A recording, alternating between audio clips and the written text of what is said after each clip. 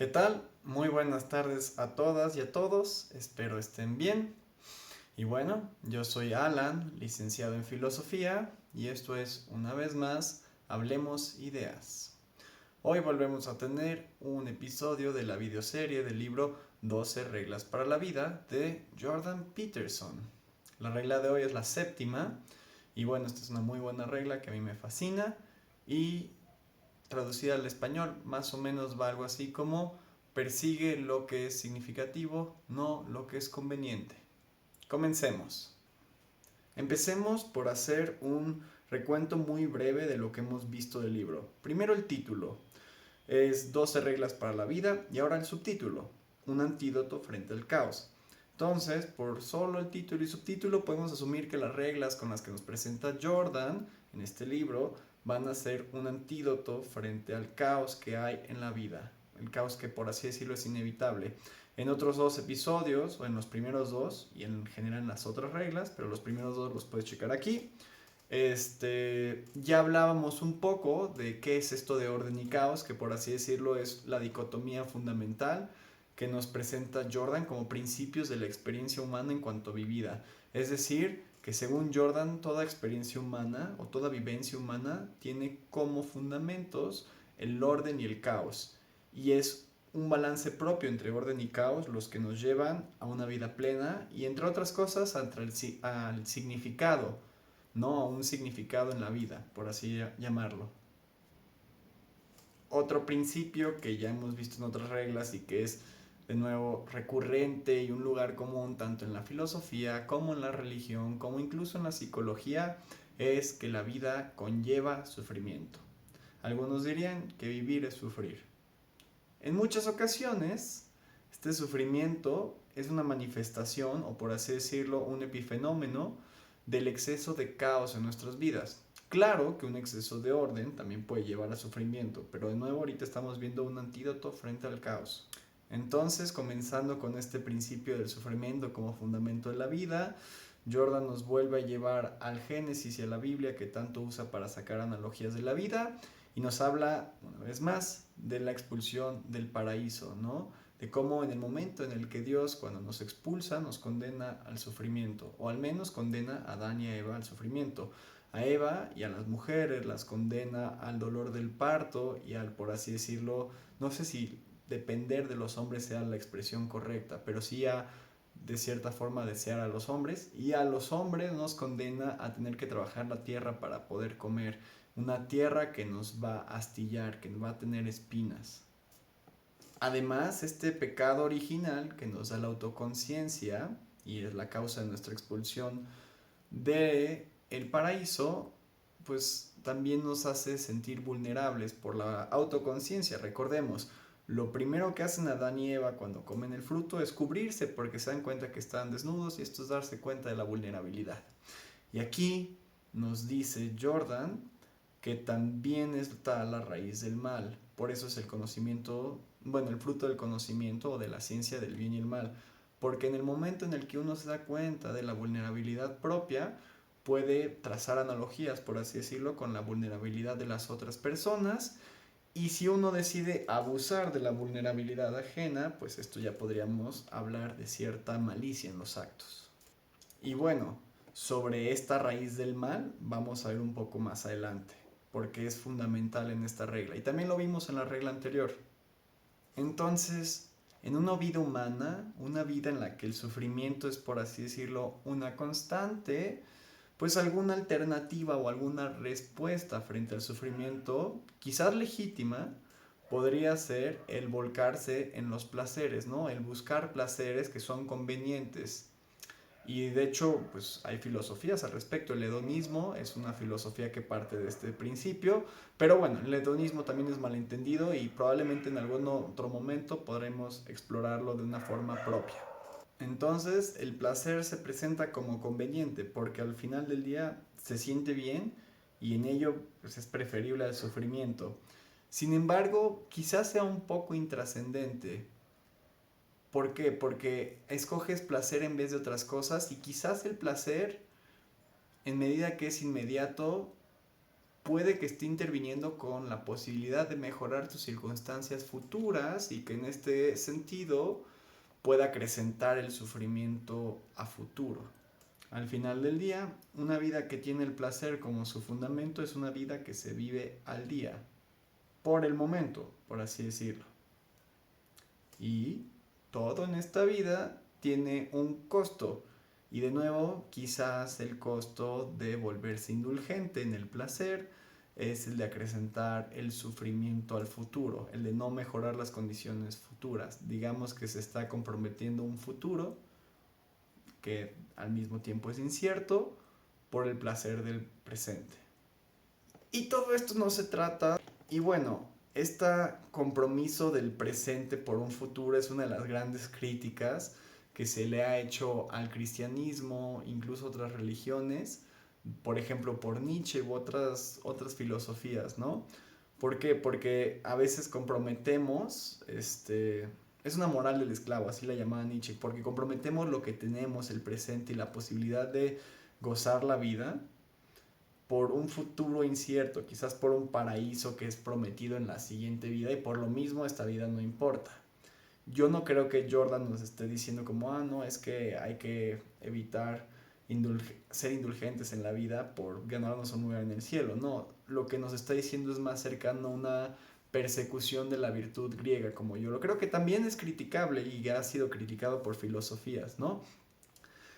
Es más una cuestión de pensar en qué medida el ser de mi vida podría ser mejor y seguir un ideal y en qué medida yo tengo que trabajar por traer ese ideal y en qué medida la persecución de este ideal a futuro necesita que yo tome ciertos compromisos con el presente. De nuevo, como los he dicho en otros episodios, filosofías como las de Oriente, que son unas de mis especialidades, una de mis investigaciones más grandes dentro de la licenciatura en filosofía las hice en budismo y en taoísmo, quizás nos invitarían a renunciar a estos ideales o no renunciar tanto como, pues de cierta forma, olvidarlos para poder abrazar el presente como es y retirar nuestras ideas y nuestros criterios que nos inhiben de enfrentarnos al presente con una apertura más serena, por así decirlo. Pero bueno, son aproximaciones distintas a la vida. No creo que haya una mejor o peor, de hecho creo que son complementarias y tener estas dos actitudes en cuenta nos puede llevar a tener una vida más plena, por así decirlo. Bueno, sin tantas desviaciones. Entonces podemos decir que todo en esta vida tiene un costo y cuando decidimos hacer algo estamos decidiendo no hacer cualquier otra posibilidad que podría estar ocupando ese momento, por así decirlo, ¿no? Y pues parte de lo que es conveniente, de lo que está más inmediato, de los placeres, nos desvían quizás de que en un futuro las condiciones de nuestro ser, como les decía, sean pues más deseables, más cercanas a nuestros ideales y en este sentido arquetípico junguiano de Peterson, pues más cercanas a Dios. Y no me refiero a un Dios bíblico tanto como a lo que estimamos más alto en nuestra vida, porque Peterson y Jung nos dirían que aquello que está más arriba en nuestra jerarquía de valores es aquello que podríamos llamar Dios. Es el principio o el axis mundi mediante el cual estructuramos nuestra vida y nuestro ser. Entonces, pues, por ejemplo, si yo quisiera ser un gimnasta olímpico, pues obviamente tendría que comprometer muchas de tardes de amistades, de jugar videojuegos, incluso de estudiar, por hacer gimnasia. Y también tendría que comprometer, pues, lo que como, no podría comer con libertad, muchas cosas por en algún momento poder llegar a estar en un podio, ¿no? O siquiera tener la oportunidad de competir. Un ejemplo, pues, muy burdo, pero se entiende lo que estoy tratando de decir. De hecho, escribí un texto en algún momento sobre esta noción de disciplina y lo voy a poner en la descripción a ver si les parece, si les gustan leer. Y bueno, entonces regresando al Génesis, comimos el fruto del conocimiento que nos expulsó del paraíso, pero también nos dio la posibilidad de ver más allá de nuestro ser presente, nos dice Jordan, y de ahí viene una de las nociones más recurrentes en la religión, particularmente en las religiones abrámicas, que es el concepto del sacrificio. Y va de esto mismo que les estoy diciendo, sacrificar algo que estimamos por un valor más alto, ¿no? O por tener una meta o un ideal en mente.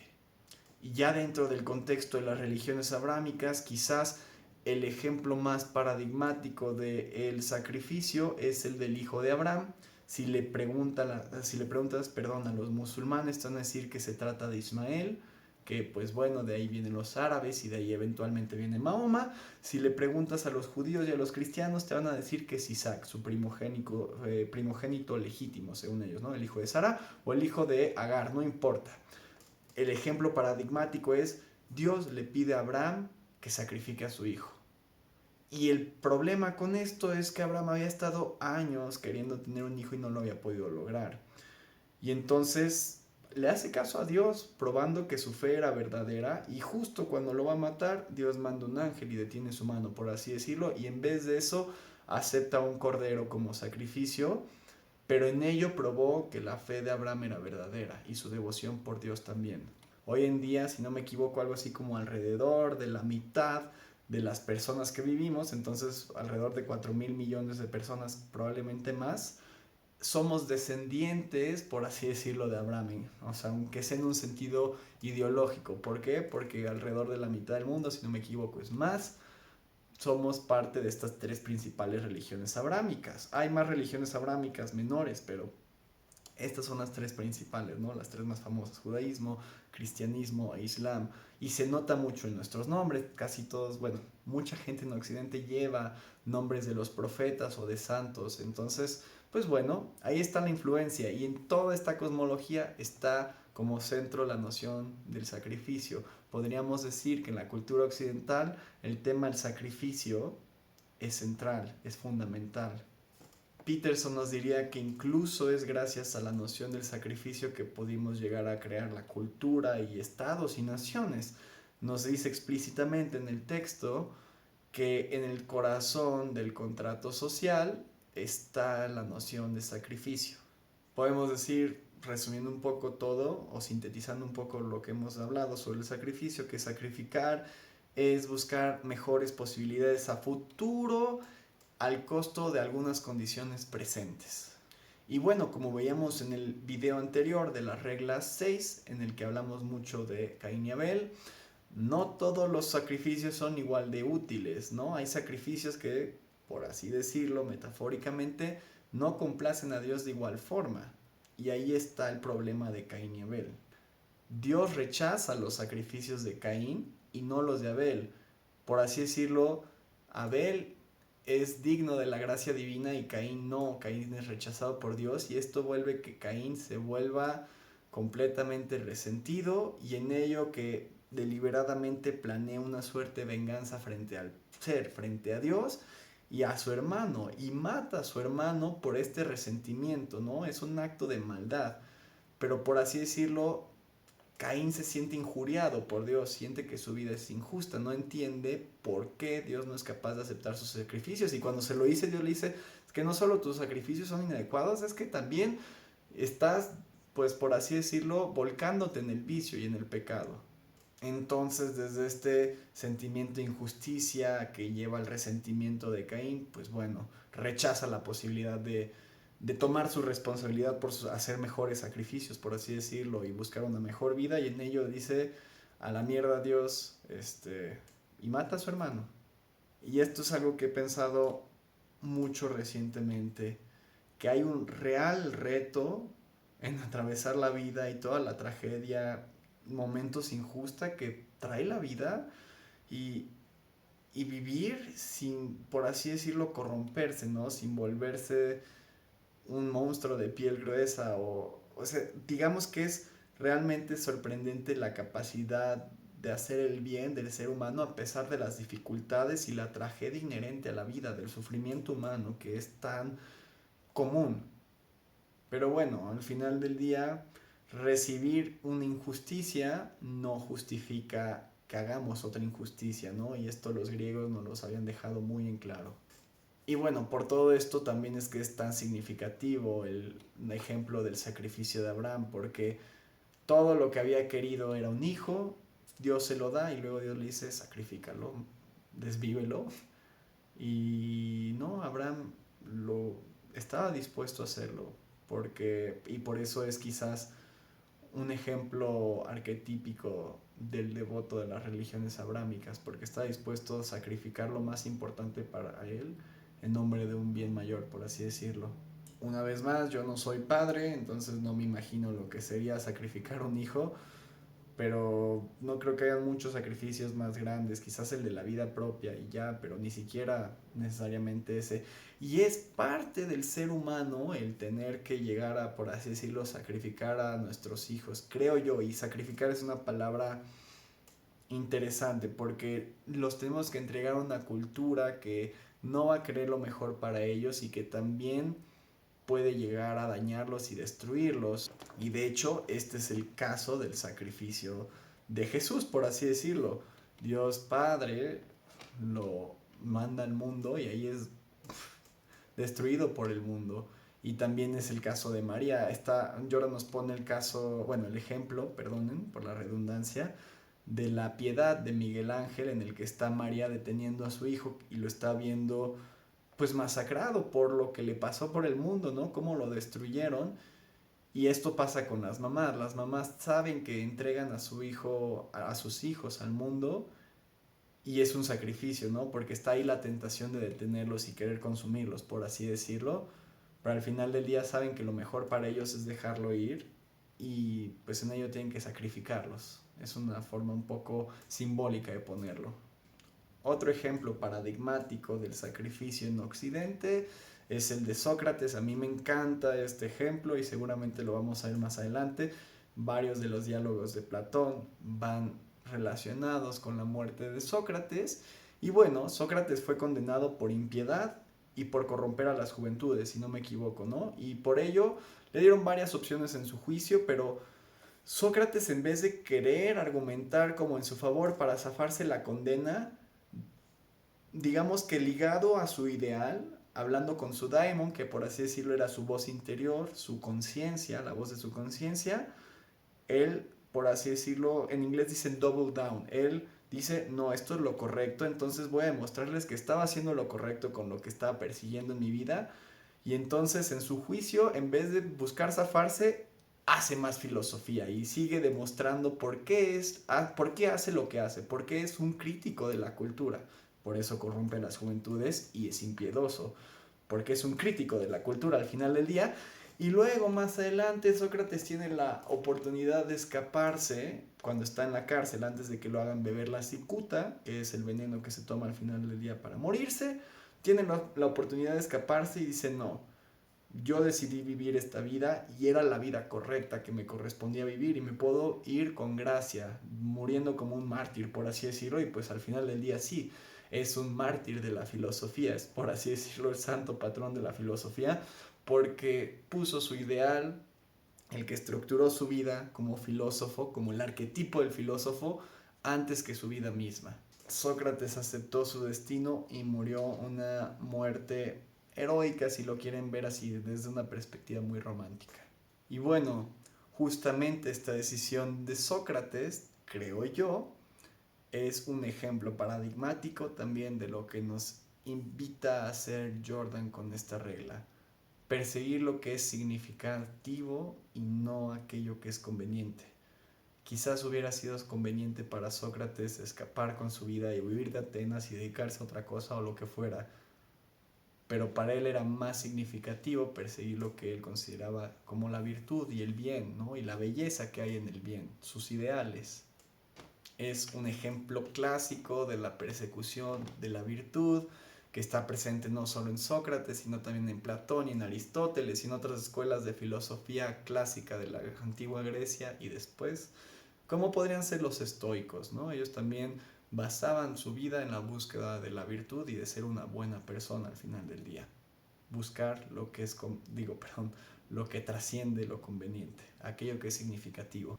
Y es entonces en esta forma, es entonces en esta medida en la que el sacrificio se presenta como un antídoto frente a la inescapable tragedia humana, una forma de evitar el resentimiento que si lo dejamos toma raíz en nosotros, podría volvernos resentidos y después malvados, ¿no? Es asumir nuestro sufrimiento voluntariamente.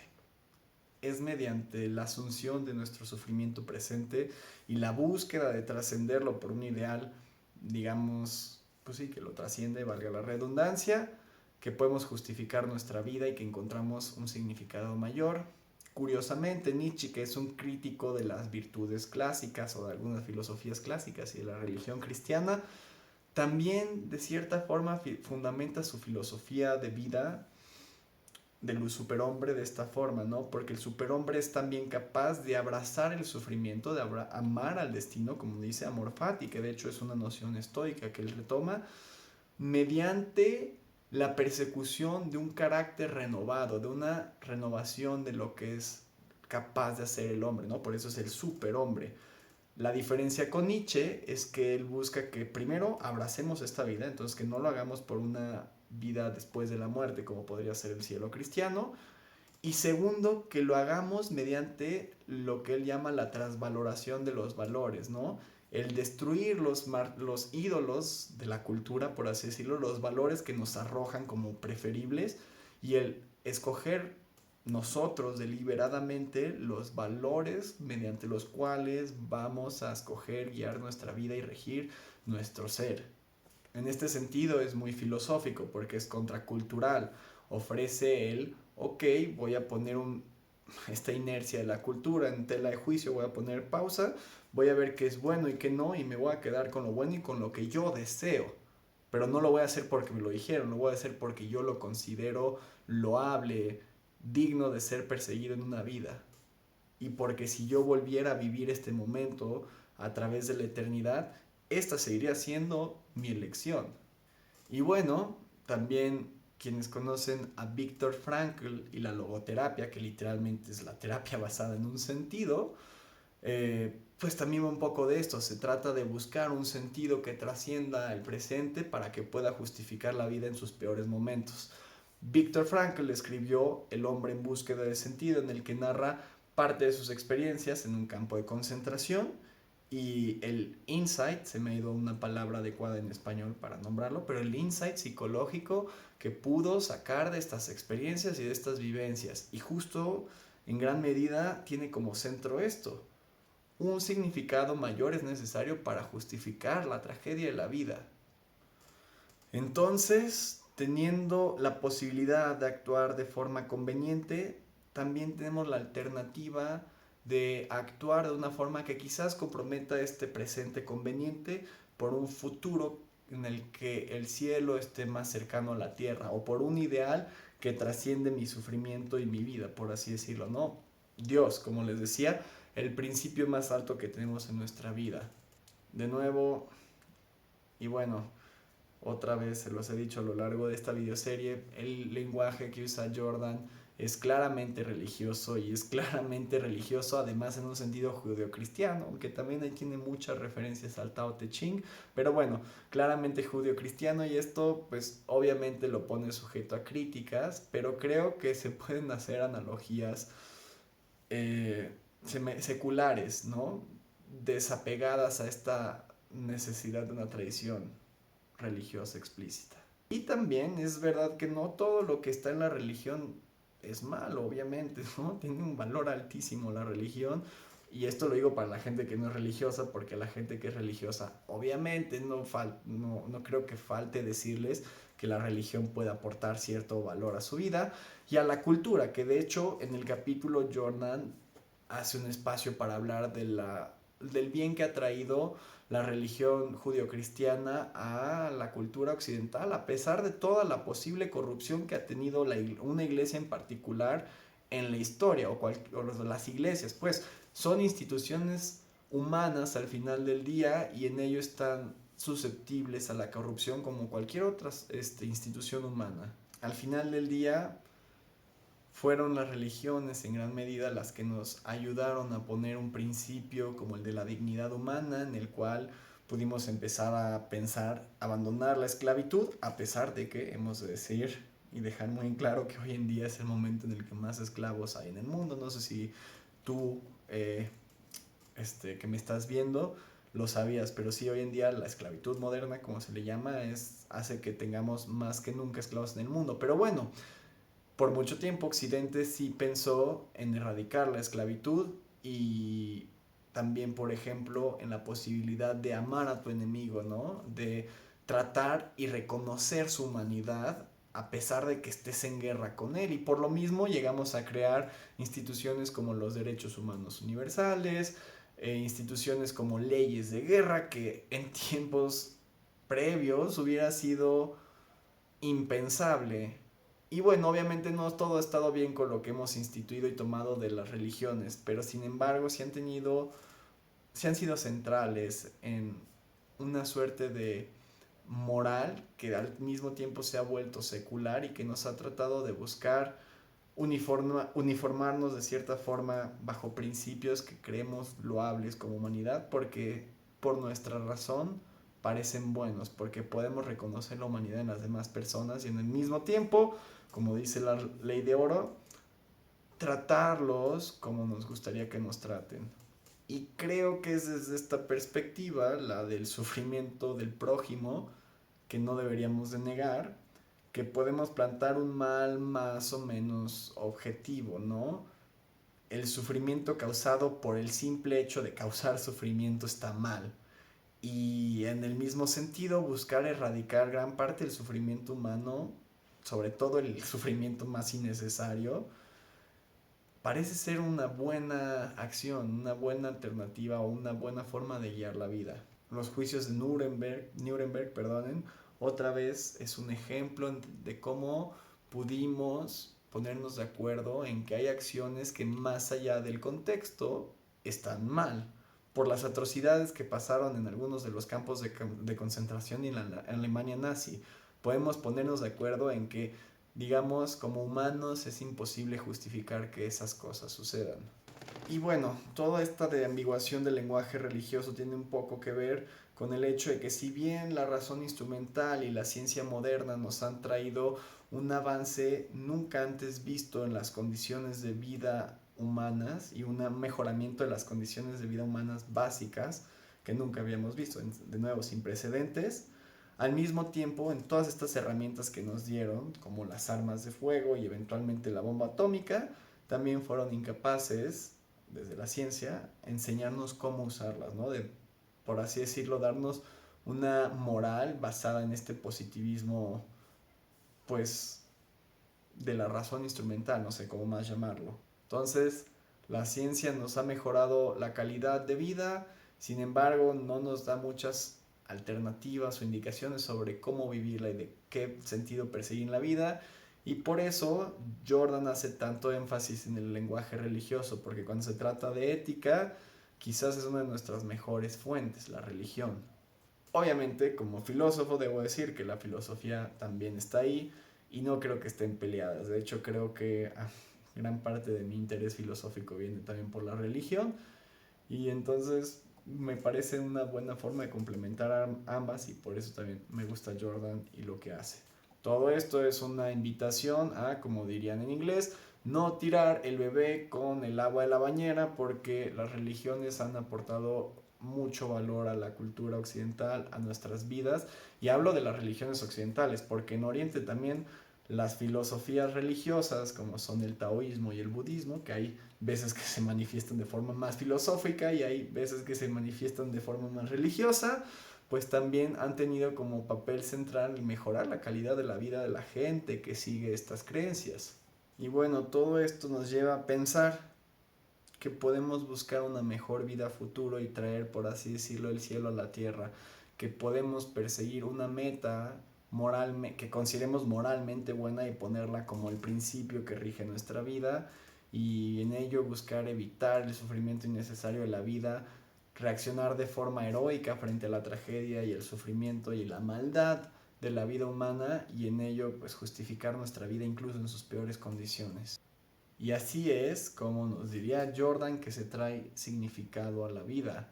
Y el significado es trascendente en medida en el que es capaz de unificar presente, pasado y futuro. Es un sentido, muchos lo llaman el flujo, el sentimiento de flujo o el estado de flujo en el que uno desaparece en el presente y por así decirlo baila con el ser, ¿no? De hecho, Los budistas buscan un poco esto con el nirvana, es una buena aproximación al nirvana, es pura bliss, no sé cuál es la palabra en español, pero es desaparecer en el presente y es encontrar un significado tan trascendente en la vida que incluso las peores tragedias que pudieron haber pasado antes están justificadas, ¿no? Que cualquier horror que pudo haber predecido el presente y a esta vida y a este momento de la vida más bien queda justificado e incluso llega a parecer necesario como un paso que nos llegó a estar aquí. Muchos sabrán que uno de los símbolos que se usa para representar el budismo es el de una flor de loto, que se abre así, ¿no? Y el loto crece en lagos y en pantanos y en lugares que tienen que haber agua y lodo. Sobre todo el lodo es muy importante. Entonces germina la semilla desde el lodo y pone ahí su raíz.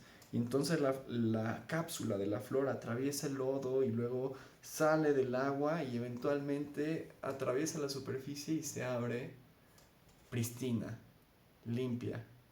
Y esta es una analogía para la mente ilustrada, que tiene que pasar justamente, o iluminada, la mente del Buda que despertó, tiene que pasar justamente por el lodo, tiene que pasar por la miseria, el sufrimiento de la vida, la tragedia, para llegar a la claridad imperturbada, pristina.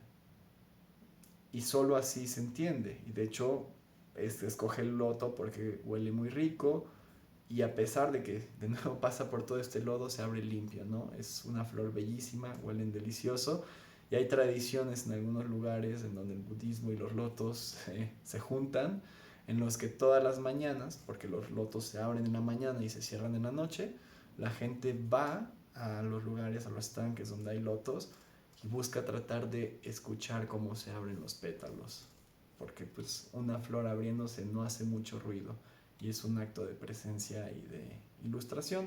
Uno de los discursos del Buda, uno de los alegados primeros discursos del Buda era un discurso en silencio, un acto de habla mediante el silencio en el que el Buda nada más se presentó a sus discípulos ya ilustrado con un floto en las manos, y dícese que uno de los discípulos vio el loto en su mano abierto, y este acto de habla mediante el silencio, mediante el símbolo del loto abierto, lo llevó a la ilustración. Pero bueno, creo que se entiende un poco lo que trato de decir. Es el presente emergiendo como el tesoro de todo lo que lo precedió y lo que nos lleva fluidamente como en un baile al futuro. Eso es el significado que Jordan nos dice debemos de buscar perseguir en vez de aquello que es conveniente. Y bueno, en todo esto quiero hacer un pequeño paréntesis porque creo que es muy importante rescatar esta noción nietzscheana que después Jung, que es uno de mis autores favoritos, rescata. Jung es, al igual que Freud, es muy fuertemente influenciado por Nietzsche, y es la necesidad de que uno haya deliberadamente o conscientemente tomado en cuenta cuáles son los valores que van a guiar su vida. Digo, Jung nos diría, y aquí sigue un poco a Dostoyevsky, que quizás no puedes agarrar cualquier valor que quieras, ¿no? A diferencia de Nietzsche. Nietzsche sí te dice, escoge el valor que va a guiar tu vida. Dostoyevsky y Nietzsche, y Jung te dirían, quizás hay algo, digamos, más natural en tu ser, que no te permitiría agarrar cualquier valor y ponerlo como tu Dios, por así decirlo. Pero ¿qué es lo que estoy tratando de decir? Que no cualquier ídolo es igual de válido en cuanto que se trate de escoger un dios, por así decirlo. ¿Por qué digo esto? Porque justo en el siglo pasado, que estuvo tan lleno de tragedia, pues muchas veces se adoptaron ídolos. No quiero decir falsos porque son reales, sino más bien ídolos que en su veneración causaron la destrucción de naciones y de millones de personas, ¿no? Como pudieron ser los estados y sus dictadores, como fue el Führer, Hitler, y como lo fue Mussolini, y como lo fue Kim Jong-il, y como lo fue Mao y Pol Pot y por demás. En fin, a lo que estoy tratando de ir es que esta búsqueda por el significado puede consumir a las personas, y aquí yo sé que Jordan ha estudiado mucho este fenómeno, pero no lo menciona y creo que está intrínsecamente vinculado, ¿no? Esta búsqueda por lo significativo, si no es deliberada, si no es como diría Jung en uno de sus libros, de mis libros favoritos, que aquí lo tengo, que es, perdonen, The Undiscovered Self, ya lo había recomendado. si no es algo en lo que yo realmente creo, voy a seguir a las masas y en este seguir a las masas justo me estoy llevando por una cultura que quizás esté desviada. ¿Y por qué digo esto? Porque justamente esta deliberación que quizás lleva un cierto autoconocimiento o un pacto metafísico de yo con mi Dios, por así decirlo, pues está la diferencia entre que yo me vuelvo un nazi, como el 99% de la población en la Alemania nazi, o yo me vuelva un justo entre las naciones, ¿no? Y esa es la verdadera diferencia entre el bien y el mal.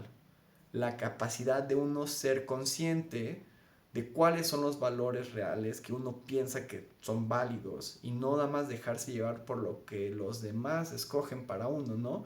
Y por eso me gusta que la filosofía es contracultural, es una crítica a la cultura, como le acusaban a Sócrates y les decía, Sócrates era impiedoso, no creía en los dioses de Grecia, por así decirlo, pero esto lo decían porque era capaz, o sea, creo que es una acusación muy simbólica. Sócrates fue capaz de decir esto que están persiguiendo o esto que están diciendo quizás no es del todo verdad. Y vamos a dialogar para romper esta ilusión y poder acercarnos más al bien o a la verdad. Y por eso los griegos nos decían, conócete a ti mismo. Ahí recae la mayor sabiduría que podían tener.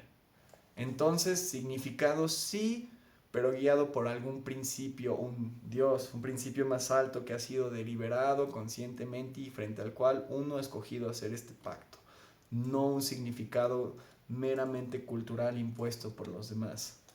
Y digo, la religión tiene aspectos comunales, así como la cultura en general. Entonces no se trata de rechazar de todo pues, simplemente por rechazar a los demás, sino de deliberar qué es lo que uno quiere para su vida. Y en esto siendo completamente honesto con uno mismo. Y bueno, ya para terminar, el significado uno no lo puede, por así decirlo, manifestar como con la regla de atracción en este mundo, ¿no? Uno no puede decidir que yo ahorita entre en el estado de flujo. Sin embargo, lo que sí se puede hacer es crear las condiciones, las precondiciones del ser o facilitar que el significado llegue a la vida mediante la manipulación de las condiciones de la vida y del presente, ¿no? Si yo entreno todos los días para un partido de fútbol, es más probable que en el partido de fútbol pueda dejarme ir y saber, por así decirlo, instintivamente lo que tengo que hacer, ¿no? Pero justamente es pensar en qué medida puedo yo traer las condiciones del ser que eventualmente me van a hacer bailar con el futuro, que en algún momento va a ser presente, y en ello poder justificar el pasado y traer un futuro más válido, ¿no? Y a esto va toda la regla. Persigue lo que es significativo y no lo que es conveniente, porque lo conveniente quizás no ayude a traer el significado tan valioso, esa flor de oro, a futuro. Entonces, por esto y por mucho más, Jordan nos dice, persigue lo significativo, no lo conveniente. Y bueno, esto ha sido todo por hoy. Tremendo capítulo. He disfrutado muchísimo de hacer este video, aunque lo he procrastinado un poco y también por eso viene en viernes, aparte de que ha sido una semana pesada. Pero de nuevo, estas cosas que son tan significativas para mí y espero que para ti también, justifican todo el sufrimiento que pueda haber de por medio y no es el que me cueste mucho trabajo hacer este video. Me cuesta tiempo, pero no me duele. Pero pues hay otras cosas importantes pasando en mi vida, ¿no? Pero bueno, si lo pueden leer, es un capitulazo, quizás el que más me gusta del libro, y si no, pues ojalá les haya servido mucho este resumen para entenderlo. Si te gustó el video, dale like, yo lo aprecio mucho y recomiéndalo a un amigo que crees que le pueda ayudar o que le pueda interesar. Al final del día, si el canal va a crecer, es por esfuerzos como el tuyo y yo de nuevo voy a estar muy grato contigo. Y también si tienes alguna clase de comentario o duda, déjalo en la caja de los comentarios, yo lo voy a leer y te voy a contestar. Y bueno, por último, puedes suscribirte a mi canal.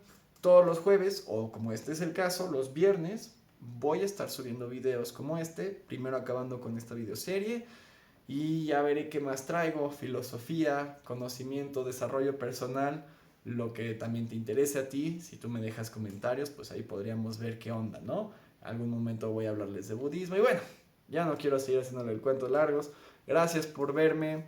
Yo soy Alan, esto es Hablemos Ideas y una vez más te agradezco por verme hasta el final. Nos vemos a la próxima. Chao.